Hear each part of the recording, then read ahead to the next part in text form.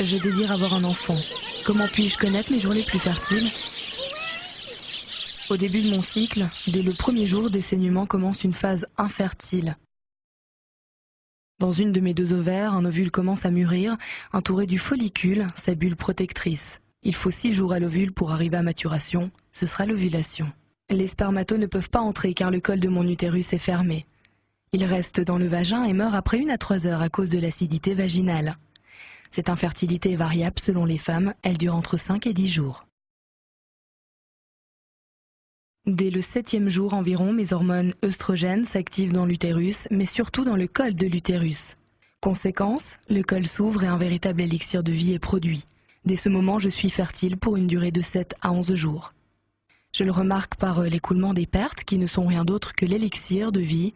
Son rôle est d'accueillir et de dynamiser la vie des spermatozoïdes, de trier les plus vigoureux et de leur permettre le voyage vers les trompes pour féconder l'ovule.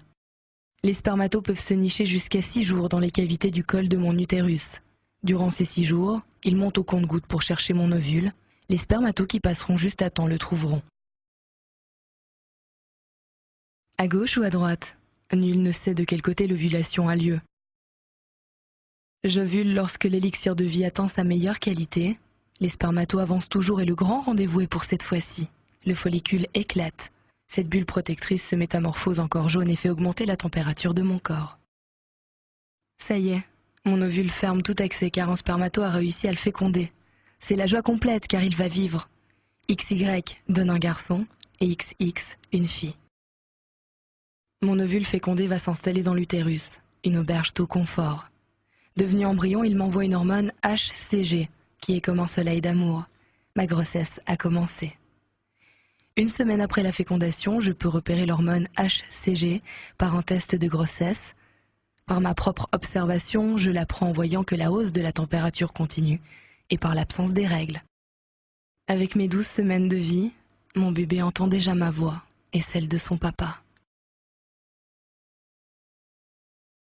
Le lait maternel est la meilleure alimentation pour mon bébé. Pendant les 3 premiers mois, si je l'allaite totalement, je n'ai pas d'ovulation. Je ne peux donc pas tomber enceinte. Certaines femmes restent infertiles 6 mois, 1 an, ou même davantage, grâce à l'allaitement intense.